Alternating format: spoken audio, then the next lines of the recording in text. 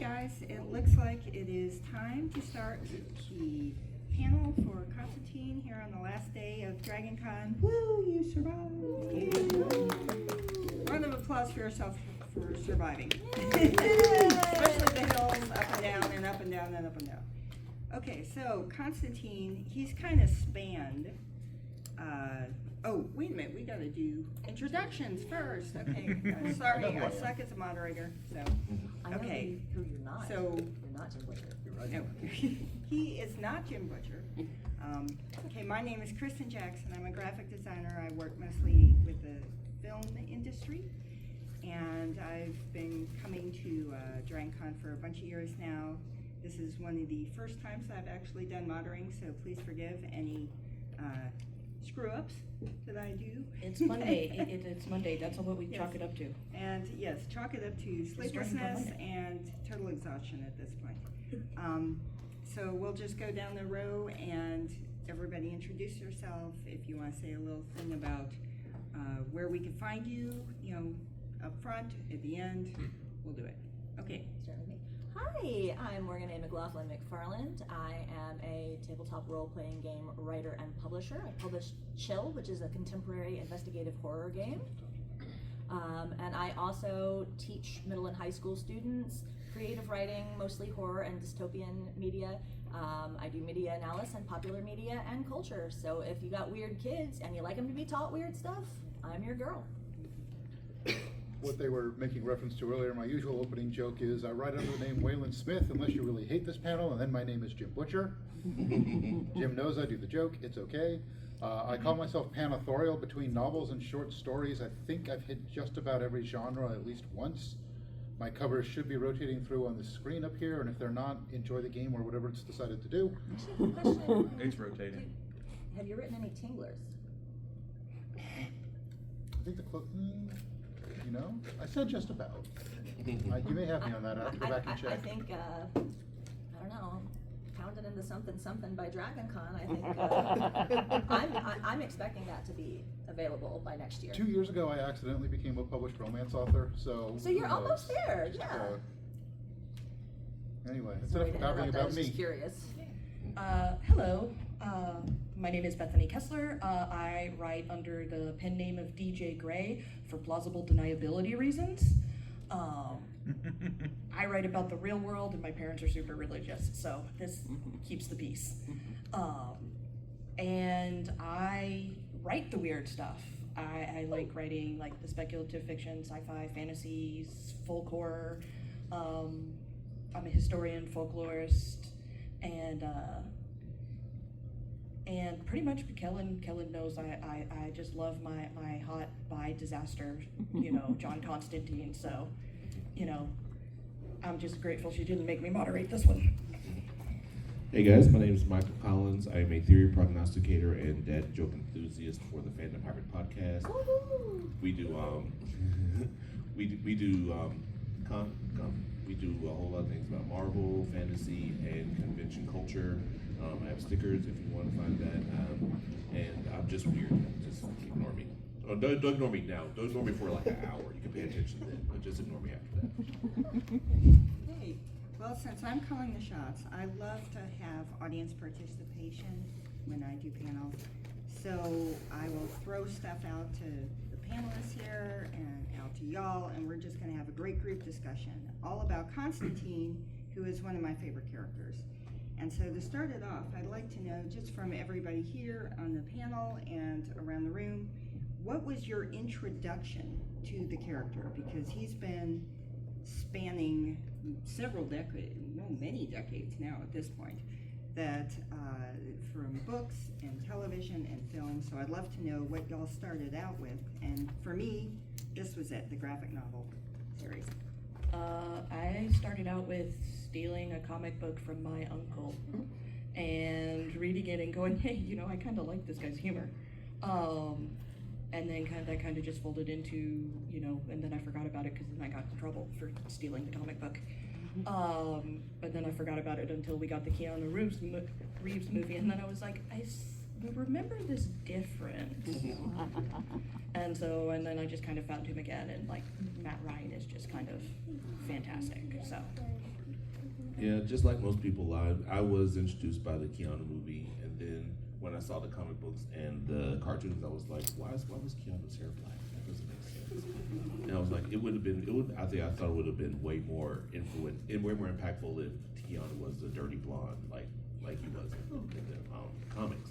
But then it's like I got into Ryan, like his portrayal is just incredible.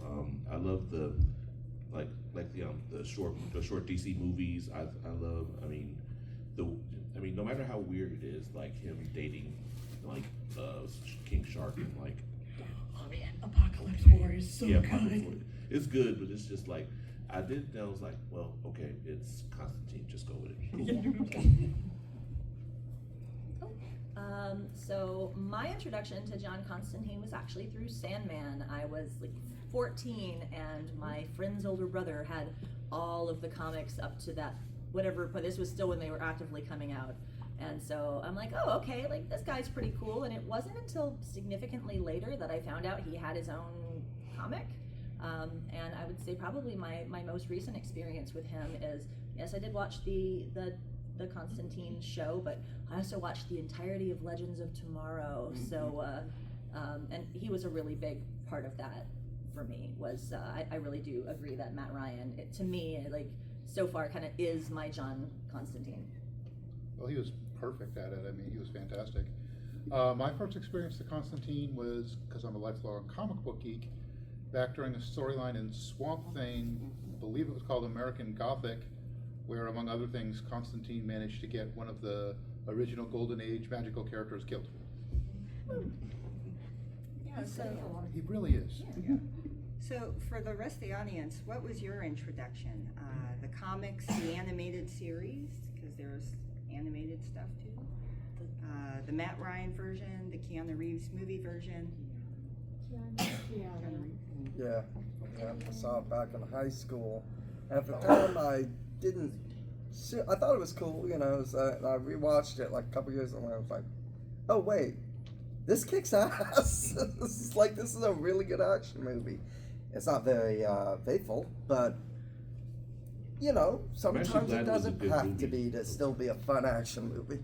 I'm glad it was a good enough movie where they decided to expand on it and actually do more things with him, because he's a great character to do things with. And even though it wasn't as exact as it could have been, it still was a really good movie. And people were like, oh, I need to know more about him. Then they discover he's blonde. Then they go forward from there. Keanu actually said in an interview recently that of all the characters he's played that he hasn't gotten a second shot at, that Constantine was his top choice. Yeah. Yeah, the DC animated movies, like Justice League Dark and then Justice League Dark Apocalypse War. Matt Ryan does the voice for John Constantine in those too, and it's just,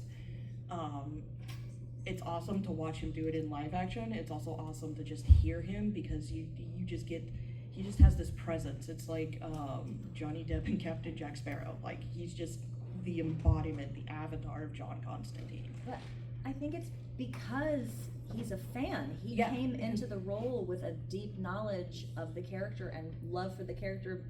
I mean, I think the closest comparison I can think of is like Henry Cavill with The Witcher, where like Yeah. you know the character so well it annoys everybody else in the cast. And there were several storylines that they explored in Legends of Tomorrow that he's like, look, I know we can't devote, I know this is an ensemble show, we can't devote that much time to my one character. Please do just this one plot line. So we did a speed run of the lung cancer storyline. But that's solely because Matt Ryan is like, this is such an important period for me in the comics. Can we please cover it in the show? It's like Iman Vellani doing Ms. Marvel. She came into that like as the most amazing comic book geek, Right. and was sort of giving notes off and on about stuff that wasn't working until a couple people told her to go sit down. Yes. Yeah, you know, people will look at the old Hellblazer comics and they say, wow, you know, it's amazing. These are written just like the way, you know, Matt Ryan would say. No, this came first, and he studied these, and he is doing a bang-on job of interpreting the character off the page, and it's just awesome. Yeah, it's one of those where, when you're a fan of something and or even if you don't start out as a fan, but then you like do the research, like John Bernthal did for The Punisher. that really shows, and that's what really makes it a real delight to see them on there. And yeah, no, Apocalypse War is probably hands down my favorite DC movie, just because they pack so much into it, and it's so well done, and also King Shark is a shark. But not a baby shark. Yeah. You're welcome for the earworm. To me, that's when, I enjoyed the Constantine movie with Keanu Reeves, but for me, that wasn't necessarily the character I knew.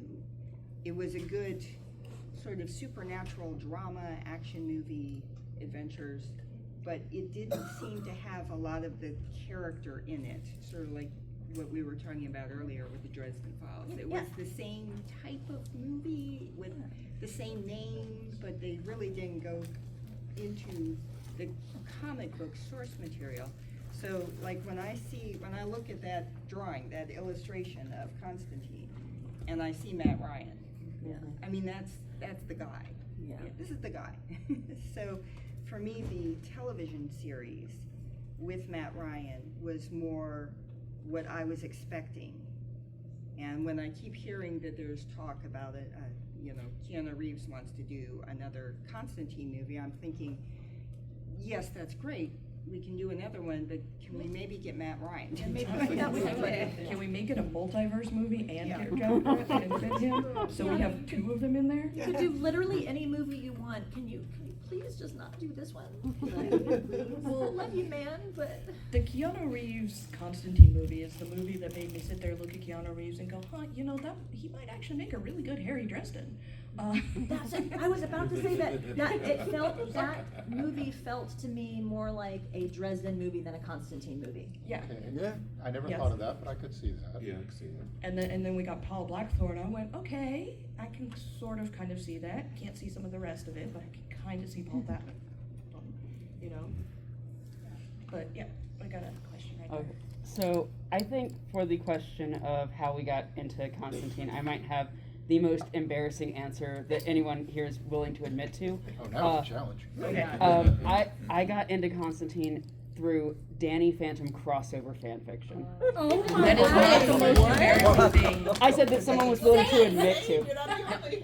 But then I'm actually incredibly proud of you. Wow, You are not See, you alone. are not Speak alone. to me You are after not the alone. panel. Speak to me after the panel. Yeah, I will say I literally got into DC Comics because of that, because I'm like, oh, I want to get to know this character better. I went to the 2019 run in the comics because I'm like, oh, it's short and it's recent.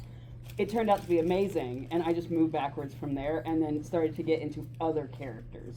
Like, I got into Batman via John Constantine. That's how the path has been. That was how I got sold on Legends of Tomorrow, because my best friend's favorite show, and I started the first season. I'm like, this is so goofy, girl. Like, how am I gonna? No, just like hang in there. Oh, by the way, did I mention John Constantine's in it? I'm like, in this show?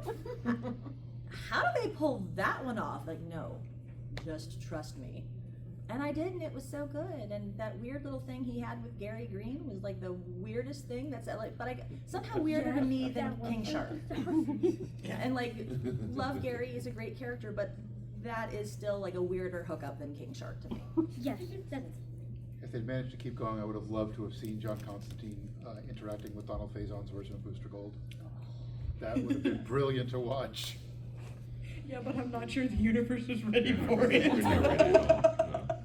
That's a lot. Yeah, so also, when you look at John, he is a darker character and a sort of a grittier and more abrasive character than a lot of the other, at least in the CW Arrowverse, the superhero characters, except for me, Arrow himself. I mean, yeah. Don't care for that guy though. But, he was kind of a darker tone. So how well do you think he fit into a show like Legends?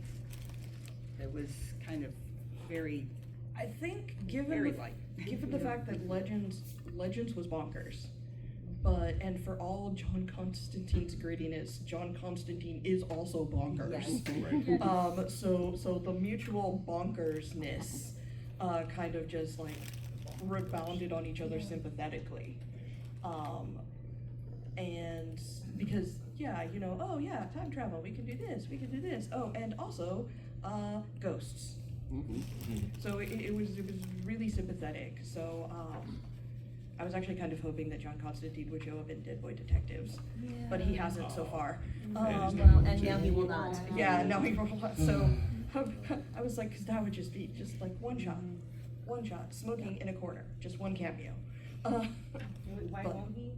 Because they canceled. They canceled the show. It got the one season, that Oh was god, it. it was so enjoyable. Oh, it's gone. So, like, I Yeah. really thought that Constantine's presence kind of forced some of the other characters to, because he's such a well-developed character and he's played with so much depth, that a lot of the characters in the show who don't appear in the comics, and again, like, I'm going back to Gary, because my bestie is a Gary Green stan. We've played dirty Jackbox games with him with Adam Sackman on multiple occasions. The man is filthy and hilarious. But I think that Constantine's presence and like the history he has in the comics and the depth that Matt Ryan brought, I think it elevated so many of the other characters, because like suddenly you're playing across from this guy and you can't just be playing light and flippant and loose, because like now you're having to deal with, he's brought in some like really darker elements to the story.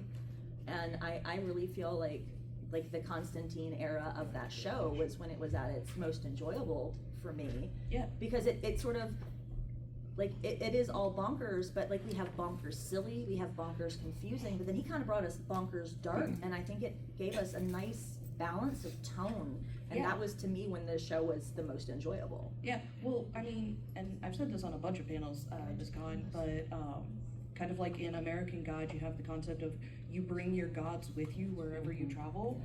Constantine, like as a concept, as a character, brings all this history with him wherever he goes. I love you however too. he Let me shows see you up. after the panel.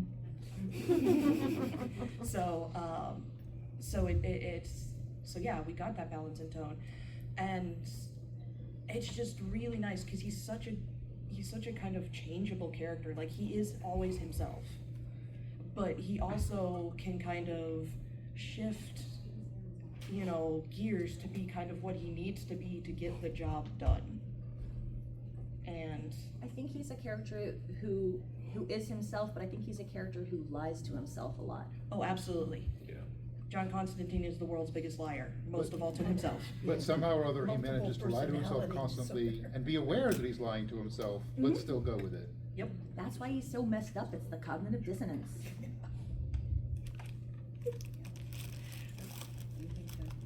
Oh no, I agree with everything you said. I mean, this guy is literally like, but the thing about it is, if he was just like a normal sorcerer or something like that, nobody would follow him. Like there's like, he would be an entirely different character. It's like, I love the way that he just, I mean, he wouldn't survive 2/3 of the situations that he gets in if he didn't have some sort of mania inside of him. To go to risk the things that he risks in order to save the day or to stop something. It's like, if he was any sort of sane, then the world would definitely end. The world would probably be over by now. He's like the British embodiment of, hey y'all, watch this. Basically. Yeah, he is the literal avatar of screw around and Points. find out. Yeah. But also, I mean, yeah, but because he does this, and I think part of the reason, like when we were looking at superheroes, and you have your Bruce Wayne. Now, side note, I am a huge Batman nerd, so, you know, love the character, love most of the interpretations, but, you know, when you're looking at, like, a Bruce Wayne, and a Dick Grayson, and a Superman, and you've got all these characters who are just, like, really, really good at what they do, and, like, also, in the case of Superman, he's also, like, this shining paragon of everything. It's really comforting to see someone who is theoretically a superhero, who is also a fantastic, unapologetic, hot mess of a human being. So, like, and he's unapologetic about it. Like, he's like, yeah, no, I drink too much. and Yeah. he will drink anything. That was like a Yeah, running he joke will on drink Legends, is like the number of disgusting substances he would drink for a spell, and you're like, why? Like, are we just, is this just like the writers are seeing how far they can go? What can they get Matt Ryan to consume? Like, tell him if he's supposed to pretend it is and drink? Like, that man is willing to do some vile things. And, I mean, like, I respect him for it, but like, that's to me sort of what sorcery should be. Like, this isn't your flashy, showy, like, Harry Potter magic. Like, this is gritty. This is using bodily fluids and bones and personal sacrifice and nasty stuff. Yeah. Also, side note, one of the absolute best fanfiction portrayals of John Constantine I have ever seen has been a fanfic where he raises Harry Potter. What's the Oh, title? What's the title? Oh, of course you would ask me that right now. Once I remember it, I will let you Okay, know. because I'm like, I gotta go. I Google suspect, now. I suspect if you Google that, you're only gonna get so many results. Ha ha ha ha ha. Is Oh, this my sweet raising summer Harry child. Potter necromantically, or are we talking about like as a Potter video? No, as a begrudging mentor here to for this both. lost homeless child. Ooh, like, and so like in lieu of like Dumbledore's half-hearted, I almost went somewhere else, I'm trying to keep this PG, half-hearted intervention. So like, he's like actually there kind of Yeah, like, is yeah. it accidental baby acquisition? That is my #1 favorite trope. It- You're my and- new best and it's- friend, see me after class. Yeah, it's like between that one and the Harry Dresden one, where Harry Dresden, you know, teaches Harry Potter. Of course, that's the one where John Barconi happens to find baby Harry Potter and adopts him and then hires I Dresden. need both Yeah. of these. I love that we've lost like 8 or 9 people looking for this fanfic. I know, it sounds interesting. Yes, it does. It sounds Is like it unfinished? Sorry, is the Constantine one unfinished? Like 4 or 5 chapters, something like that. Are they both on AO3? They are on AO3, and I believe they are both finished. Oh, okay. Okay, here's your next one-shot crossover. AA meeting, John Constantine, Jessica Jones. But neither of them want to I quit. actually think that was mine. Court mandated. Well, it should, Can well, they yeah. kiss on the lips after? I mean, 'Cause it's, I could be there it's for that. inevitable. Probably. I No, was no. there for that. Okay, but if you do that, you have to tell it from the perspective of the AA. It you know. would be the outsider POV. Yeah, Yeah, the yeah. outsider I POV, kind where of the halfway person's want like, to write this. Do it. Have you had your foray into fan fiction yet? Oh God, that's where I started. Oh yeah. So then yeah. I did a What's Justice League Christmas special that still gets brought up Whisper every me time. your AO3 name. Actually, before that existed. That's how long I've been doing Well, this. yeah, but you can Oh, migrate. you You can got- migrate you there. I got- didn't start there. I'm a LiveJournal girly. I was reading on Same, GeoCities. yo. I was reading on GeoCities. Yeah, but if I start trying to do more fan fiction now, all the people that I actually have deadlines that want to pay me start looking at me funny. So That's right. I need to get that done Pseudonym. first. Just make that up. But Sorry, let's go. Sorry. Mod, Sorry. please save us, Sorry, Mod, moderator. save us. Back to the discussion. Well, so, you know, when you're looking at Constantine, he's kind of that morally ambiguous. Ambiguous. It's All right. Monday, you're doing great. But, you know, he's a character that's very different, except for maybe Batman and Yeah. Bruce Wayne. You know, that has this very questionable, you know, doing good or doing something wrong that has an ultimate good result, or, you know, that type of thing. So, do you think he fit in best in the Legends series? If they tried to do a standalone show with him in the Arrowverse, but just kind of made him into one of the, you know, the Supergirl, or, you know, that type of flavor, I think he fit in best. Well, because So what do you think? the whole thing with the Legends is that they were not great people. You know, most of them were not great people. They were, you know, I mean, sort of like the B or C tier like the, Suicide Squad. Yeah, it's Like like the they were like, Thunderbolts of you are DC. trash people, and this is the last possible redeeming thing that you could do for society, and it's this, or I don't know, we're putting you in the weird like Flash jail that he's got down in his basement. So like this is your choice, buddy. So I feel like I love John Constantine, but he's an absolute dumpster fire. He is 3 raccoons chain smoking in a trench coat. He is Yes. a trash man. Basically. And like it was a show Trying to get about into a theater. Yeah. trash people figuring out that maybe they do want to do some good, or trash people figuring out that you can be a trash person and your life is still worth like worthwhile, and you're still, I think that they allowed him to find love and companionship and support in a way that only other trash people could give him. So I think I think it was a really redeeming show after the trauma, because like this man is like a bottle full of trauma.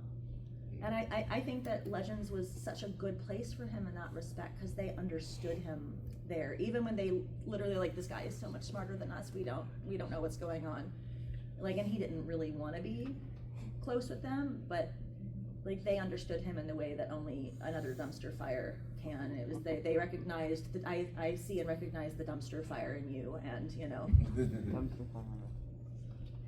Any other thoughts? No, I agree. I mean, like you said, most dumpster fires recognize other dumpster fires, and it's like, and the way that he approaches it is just. Sorry, it's Monday. Like he does. Sometimes I think he just does things out of curiosity. He does things out of curiosity just to see what'll happen, and he's like, oh, now I gotta fix it. Shit. Okay. But it's like I love the randomness that he brings out. Yeah, he's definitely that kid who you never ever want to get bored, because if you let them get bored, then you may come home and you may have a brand new gazebo that got built in like 4 hours, or you may find that every single doorknob has been removed from every single door and we're now deconstructing them to see how they work. But the gazebo might eat you. Yeah, the gazebo might eat you. The whole house has been reversed. Like all the doors are on the wrong side. All the rooms have been switched to the other side. Yeah, but Or then, it's on fire. yeah, or it's on fire. But then you also get the idea. Dos. You also get the idea that some of the Legends people are like, wait, what are we dealing with? And John Constantine is just completely blasé, like, all the time. He's like, yeah, okay. He's like, you know, that fandom old going, yeah, no, I have seen worse, guys.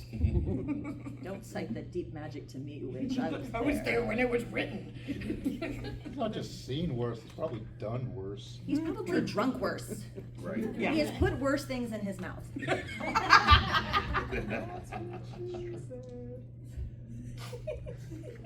So one thing too, I noticed, like in the TV portrayals with Matt Ryan, is that in the NBC version that we unfortunately, sadly, only had one season of, he was more of the comic version of the character, and more of that loner, I'm just gonna do it myself type of person. I don't need y'all, even though Chaz is still, you know, and we were kind of missing Chaz in the Legends of Tomorrow, and but in the Legends he becomes more of a team player.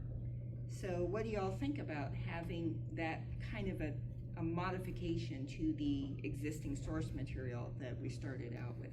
Watching that transition was absolutely hysterical, and I loved every minute of it.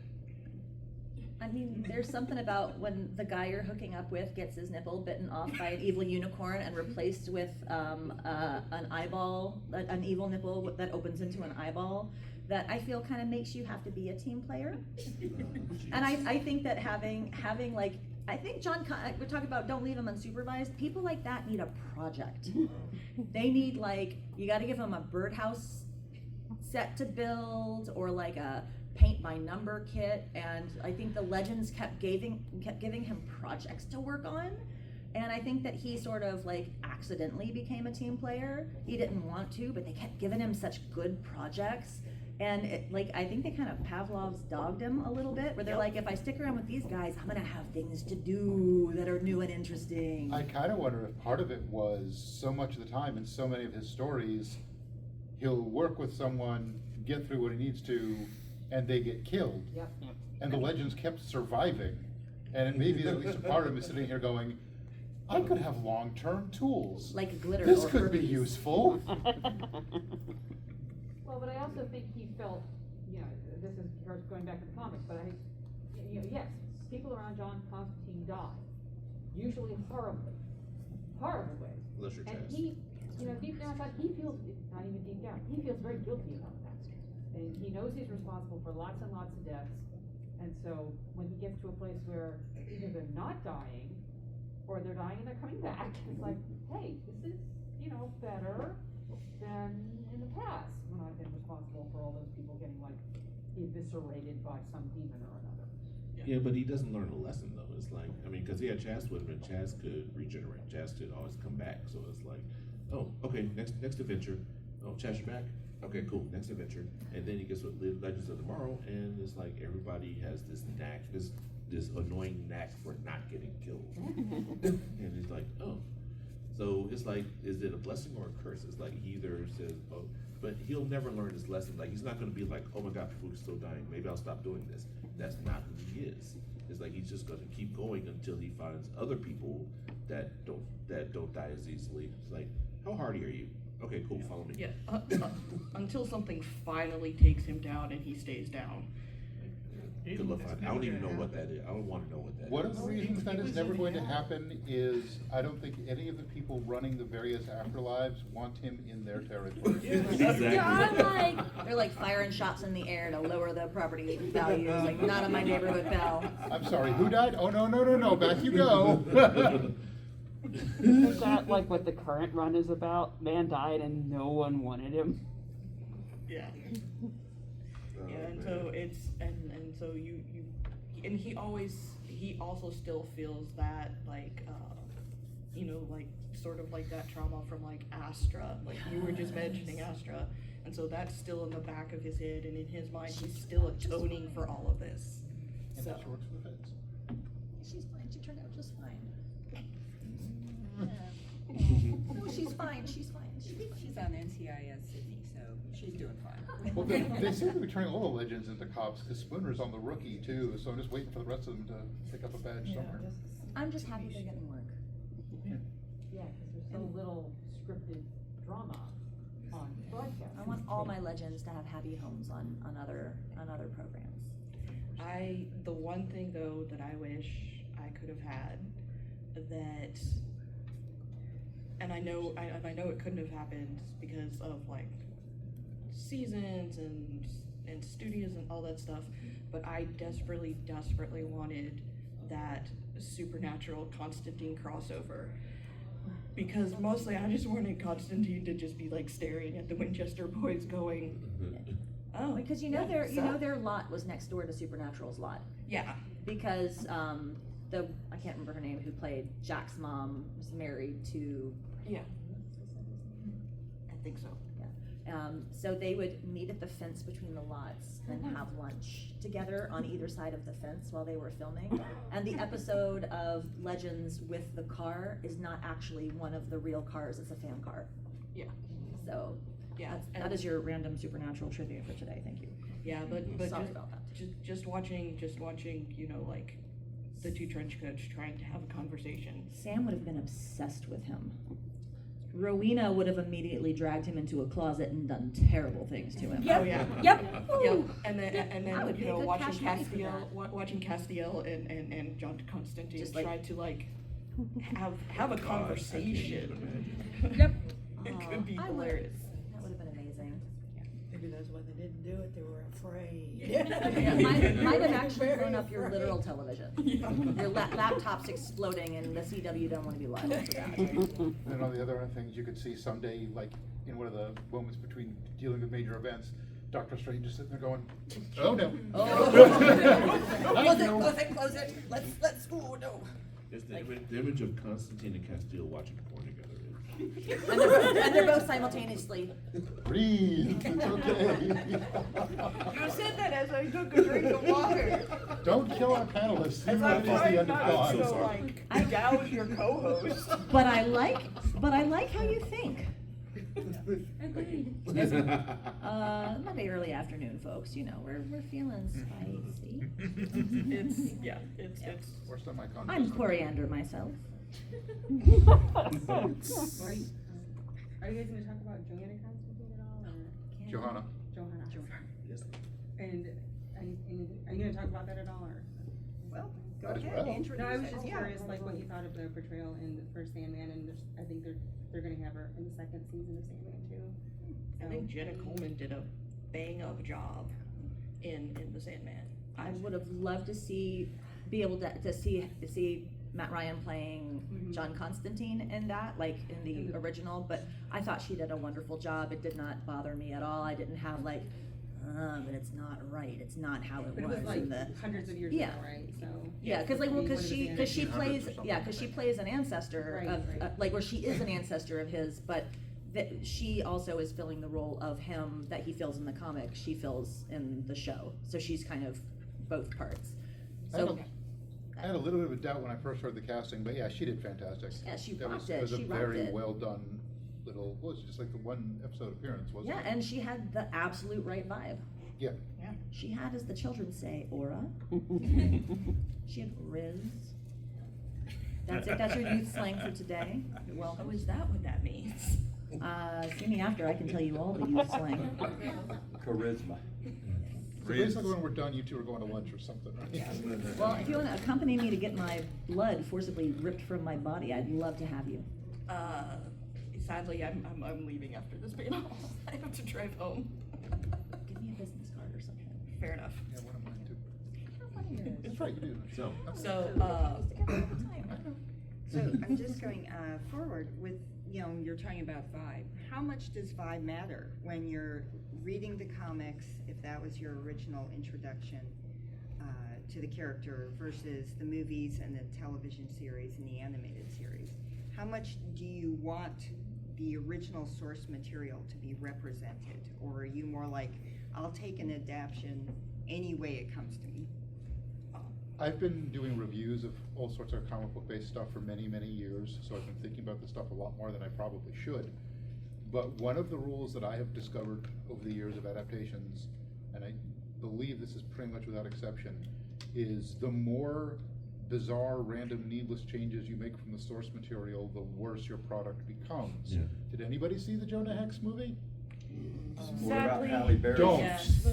What about Halle Berry's Catwoman? Yeah, I mean, No, that was still better than the Jonah Hex movie. well, yeah. Listen, Bottom of my shoe is I'm better not than saying Jonah the Hex. movie was good, but Halle Berry as Catwoman That's a whole other issue. I agree. can step but on my it's a neck. whole It's other great. issue. But yeah, when someone's doing an Platonic adaptation of with any Brooks character who's Buckley. got any degree of real history, background, source material, whatever you want to call it, you certainly don't need to do word for word. Everyone's allowed to put their own spin on it, absolutely. But if you're going in a completely other direction, I mean, you know, I'm writing a Batman story, but he lives in a different city and he can fly and shoot lasers out of his eyes and he works for a newspaper. That's not really a Batman story at that point. But I would take a Batman who grew up extremely low income and ended up going through the foster care system and, you know, and is still embodying the fight for justice, but like having to like bootstrap his way through building his gear. Like that amount of change I think would be a cool Batman to see, as long as he passes the vibe check. Yeah, like generally speaking, and most like when you read comic books, you kind of develop sort of like a kind of like, okay, this may not be exactly what I'm looking for, but as long as it passes the vibe check, we're good, because vibes are really, really, really crucial. Like if this character does not feel authentic, then you have failed. It doesn't matter how close you are to the source material. If they don't feel authentic, if they feel like it's just like, just some random actor in a random trench coat, then you have failed. It doesn't matter how good your source material is. yeah, I mean, look at Secret Invasion. It's like, he didn't read any source material, and you see how badly that turned out. No, we don't talk about Secret Invasion. That's my point. That did not Exactly. happen. Because it's like, you have to, like you said, you don't have to be religiously word for word, like do it like Romeo and Juliet. But it's like you really have to keep the important things about it in it, and like not change that. Or people, even the hardcore fans will tell the other fans that this isn't what you want to watch. They'll point you at something else instead. So that just is counterproductive. And I think especially when you're working off of comics, because comics so frequently, when you have something that's run for decades, like you're gonna have stuff that gets retconned, or you're gonna have runs that seem to, contraindicate each other. So like being true to the source material, like which iteration of the source material in terms of like an exact plot or dialogue, choices a character has made. So like for me, when you're with comic adaptations especially, like what plot lines you do really doesn't matter, but like your character needs to feel like that character, and it is like it's a vibe thing. You can't even necessarily be like, well, I mean, Matt Ryan is a good Constantine because of these reasons, but he's also a good Constantine because my dude passes the vibe check. Like from the first, like his body language, he holds himself the way that they illustrate him in the comics. He's got the little, like the cocky, self-effacing swagger, like the cigarette hangs in his mouth in an insouciant kind of way. Like it's not just a regular guy smoking, it's like smoking as a middle finger at you. And like, it's about the vibe. Like it doesn't matter to me if, you know, they don't do any of the plot lines, if it's completely new storylines being done with him. But like if he feels like the guy that I know from the comics, that's the whole great thing about comics, is every new run can bring something different. And I think that, you know, sometimes the Constantine stuff nails it and sometimes it doesn't. Like, I mean, to go back to the animated series with Apocalypse War, like the fact that he passed the vibe check is what made that movie really, really great. And the fact that he is unapologetically himself throughout the entire movie. I mean, we even get the thing where, you know, he says, you know, my ex, and, you know, for those of you who haven't seen it, there's a scene where, you know, they're pointing to like Harley and King Shark, and he says, oh look, that's my ex, and someone's like, you dated Harley? He's like, no, I wouldn't do that. and then you realize, you know, he's talking about King Shark, and it is one of the greatest moments to ever be like, unrepentantly okay. omnisexual, like it's like John Constantine and Jack Harkness are like those guys. They're like the most they're just unapologetically omnisexual men in trench coats, like but yeah, also Harley is so crazy that not even John Constantine will go there. Thus proving that even he can make good decisions once in a while. But you get to see that throughout that movie, because you get to see a lot of growth in John Constantine. It's begrudging. He's trying to give the finger to destiny at every single possible second, but it's really kind of, sort of, no pun intended, magical the way you see that transformation from the beginning of the movie to the end of the movie. And if you haven't seen it, you should absolutely go and watch it because it's just fantastic. It's an animated movie? It is an animated movie. It's called? It's called Justice League After Dark Apocalypse War. Is that one of the ones where Jensen Ackles does Batman? No. Curses. No, sadly, no. But there's Justice League Dark, which is a him and Batman and Zatanna story. Then there's the Justice League Dark Apocalypse War. They're available on HBO Max. So, I like that. There's also, which is really good, the Constantine City of Demons one too. They also have the Constantine City of Demons, which doesn't fall into that. It's animated, but it doesn't fall into like the timeline of that specific it's just group one of movie. It's just a movie. It's a one-off, like Gotham by Gaslight is. So. The Elseworld stories, Yeah, the Elseworld stories, but it's so good. Like they're so good, and just watching Constantine have to like associate with like Batman is also kind of hilarious. On the whole animation thing, did you think of the Crisis on Infinite Earth? I've only seen 1 and 2. I haven't seen 3. I loved the Crisis on Infinite Earth. Yeah, I saw your really bad reviews, but I liked it. But then again, I liked it. But then again, I also kind of like, you know, I also don't think Batman and Robin is necessarily a bad movie, so my taste is questionable. I just got that.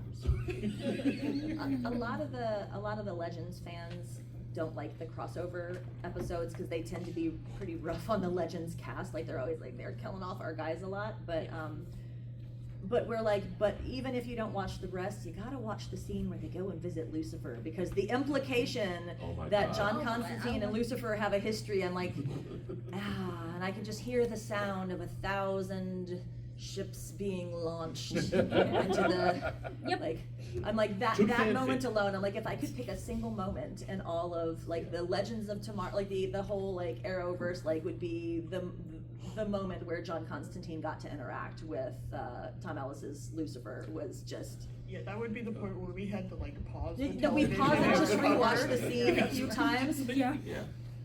Yeah, I've literally worn that out on my YouTube, just like, oh my God, this is incredible. No, the scene for me that did it was the John, you're not wearing your ring, in which case I'm pretty sure I deafened my entire neighborhood to have a squealing so loudly. Now, were you talking about the Arrowverse crisis or the recent animated crisis that just? Yeah, the recent That's what I animated thought. Oh, I was talking about the Arrowverse. Yeah, because I thought you two I think were our, having I think separate our lines, conversations. I think our lines got crossed. Okay. Yes, the recent animated version I did enjoy. And then I also enjoyed the Arrowverse crossovers, so they were both good. They both have strengths, they both have pitfalls. It kind of just depends on you and what you see is good and what you see is not good. Bad, that's the word. Double plus ungood. Well, one thing I've also noticed with the, when Constantine became introduced in part of the Arrowverse and the Legends, is that they were allowing more humor, because some of the books are very, very depressing. There's not a lot of happiness in them. It's a lot of grit, which is why I keep showing this one, is because it's probably one of my favorite when it comes to the illustration. The story goes all the way through. I know, again, in the comics, there are a lot of one-shots. It's just one shot. They don't connect together. In a way, the NBC version was also kind of a one-shot. The movie was a one-shot. But in the Legends, they kind of allowed there to be a longer story arc for Constantine. And it included humor, and I'd like to know if anybody, what they thought about some of the lighter notes that they were able to do, because one of the things that always made me laugh was, in the television, you can't have smoking. And so it was his frustration of lighting up and something happens that prevents him from smoking. And it was just a little reoccurring visual joke throughout the entire Legends appearances that just amused the heck out of me. So does anybody else have any thoughts about the humor side? I think that wouldn't have worked if it hadn't been Matt Ryan, because he managed to embrace so much of the character that you could see him stretching in directions you'd never see Constantine going in, and it kind of worked. I think with pretty much anybody else in that role, I'm not sure they would have pulled it off. Yeah. But it was really, really well done. Yeah, they had a running joke like that in the movie as well. Like he couldn't light it, then at the end when Chaz died, like he took his lighter from him. So it's like, I think that is kind of a running thing. But I think just because I'm a naturally sarcastic person, I love his wry sense of humor, just to like kind of either diffuse the situation or just put more gas on the fire. I think that's just part of his thing. Well, and it balanced out the little bit more slapsticky, punny humor of some of the other cast members in Legends.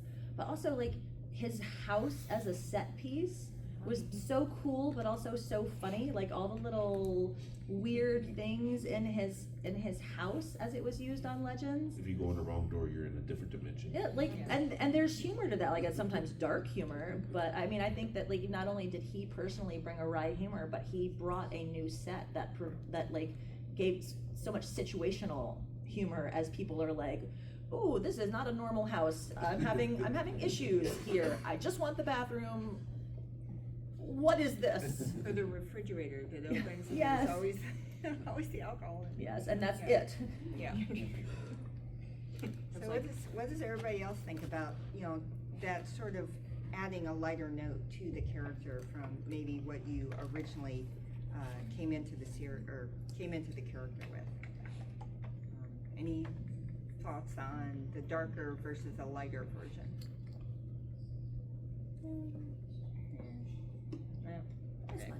It's Monday. Y'all are here, like, already winning. On a personal level, I say it works. On a more of a thematic level, I would say it doesn't. John is really a doom. Well, I can't even call him doom because he keeps coming back. But I'm just saying is that he's this very, as you said, haunted character. so the lightness is very self-depreciating, even then. They did keep his darkness though. It was like an extra added like icing on top of. Like you cut in, you're still getting the chocolate cake, but it's just vanilla icing. And okay, so one thing also that I noticed that is a difference between the original graphic novels and the movie in a way too, was that the television versions and the animated versions, he was doing a lot more spectacular magic.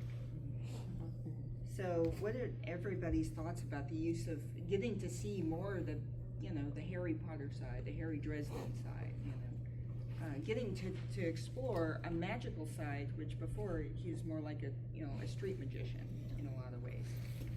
I almost think that's just putting in more spectacle because they could. Yeah. I'm not sure how, for lack of a better term, true to the character that is.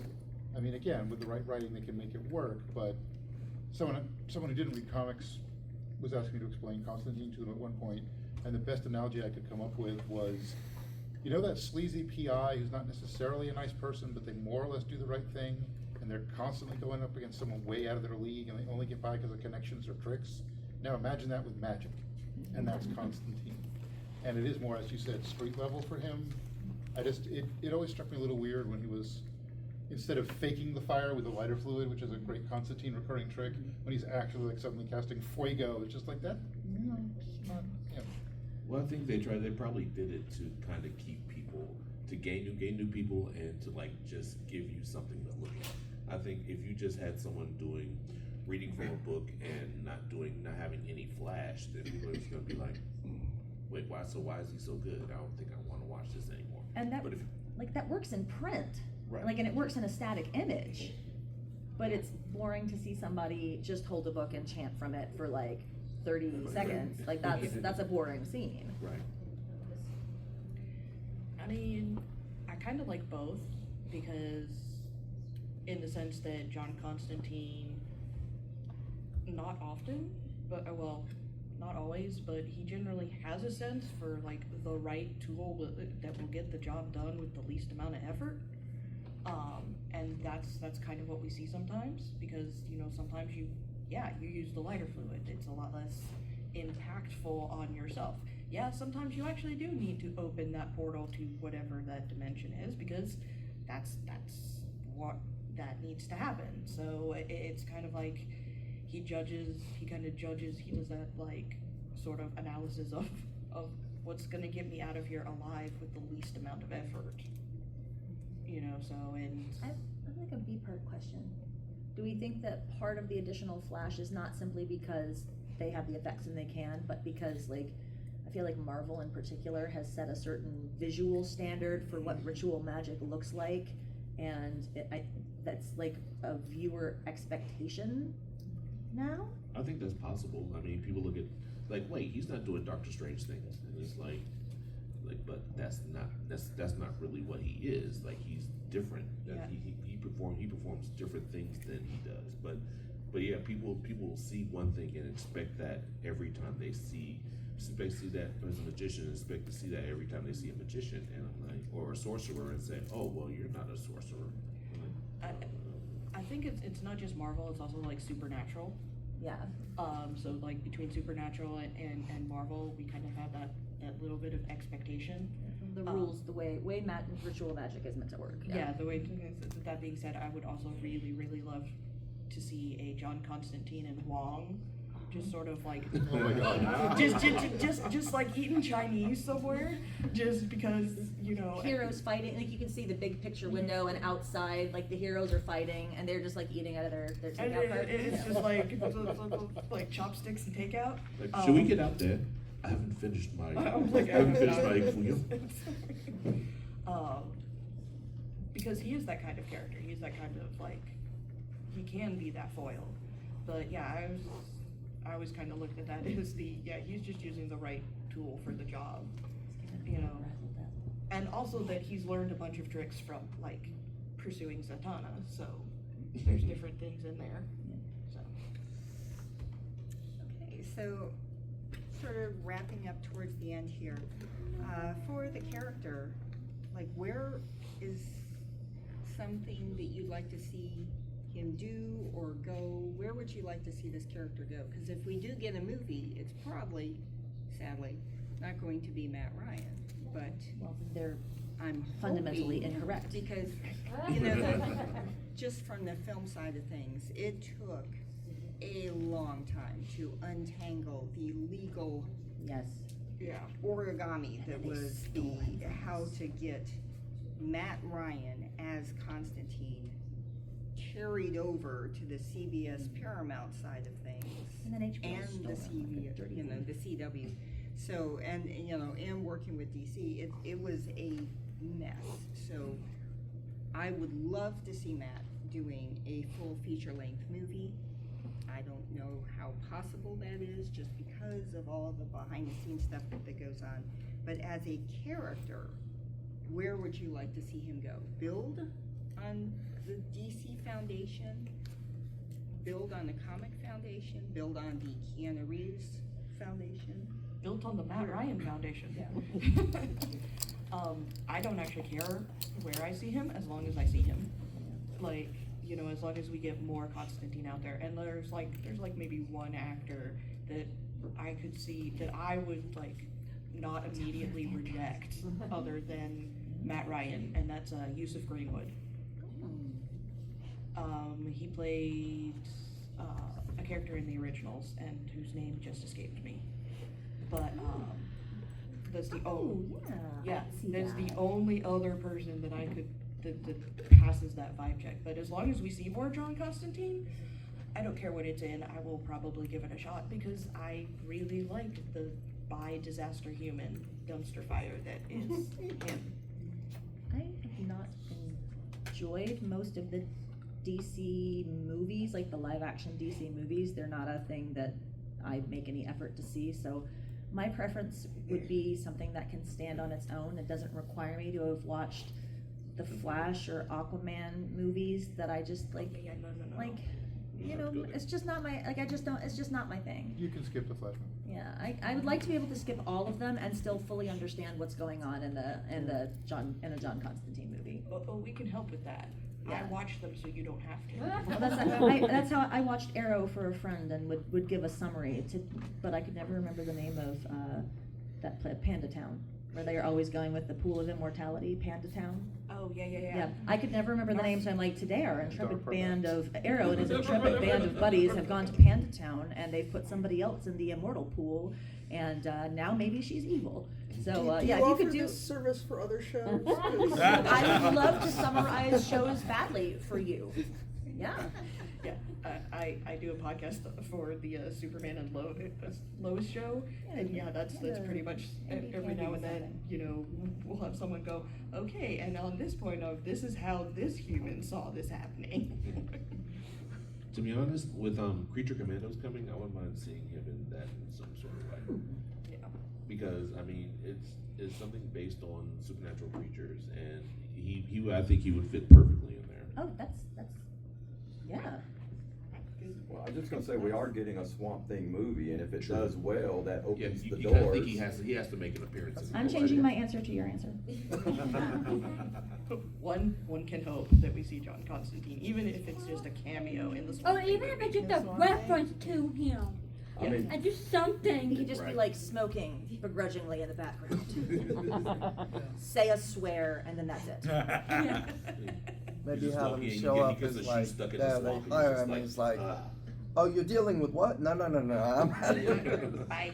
He's just- But yeah, so Okay, well, I guess that's about all our time today. Thank you so much for coming and sharing some of your last Monday con experience with us. We really appreciate it. So everybody give a hand for the audience. Where can we find everybody? Yes. Where can we find all of you? Yes. You can find me on fandomharbor.com. You can find we post on everywhere you get podcasts, and we also are on YouTube. they're really good podcasts. Yes, and if that's where you can find me on, you can just look up my name and you can find me everywhere else.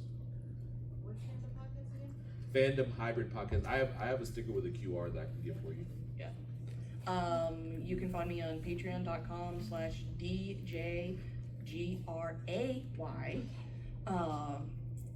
Or you can find me randomly on Facebook as Bethany Kesler. I have a website that's currently under construction because it was out of date. So I'm rebuilding that, but it had to be shelved for an after-con project. Instead of the before-con project, I was hoping to have it done. So that's where you can find me. Go ahead, you're next. Okay. Oh, actually, Kristin, where do we find you? Oh, well, Yeah. I'm on the site formerly known as Twitter, at Anycat, ANICAT. And I've also been doing a bunch of panels with, if anybody is familiar with Gail C. Barton, she has a online con called Continual, so I've done a bunch of panels in the Continual panel. They do comics, supernatural, fantasy, horror, I mean, all sorts of stuff. So, yeah, that'd be fun. I am some version of Wayland Smith on pretty much all of the socials. My books are for sale on Amazon. I'm one of the very few writers who actually consistently has a good experience on Goodreads, so I'm fairly active over there. And as of 2 days ago, I thought I was done for the year for cons, but apparently I'll be at PhilCon in a couple of months. I've got business cards and bookmarks if anybody wants any. You can find me on some social media as Ravpocalypse. You can find Chill 3rd Edition, the horror role-playing game, at saltcirclegames.com. I got a business card, and you can also find me on OutSchool, where I teach weird stuff to weird kids. Appropriate weird stuff to weird kids. Horror writing, how to analyze dystopian media. So I got a QR code and I got a business card. Feel free to grab. And thank you all for having me. And thank you all for coming out on a Monday. Champion. Happy Dragon Con, and hope we see you all next year.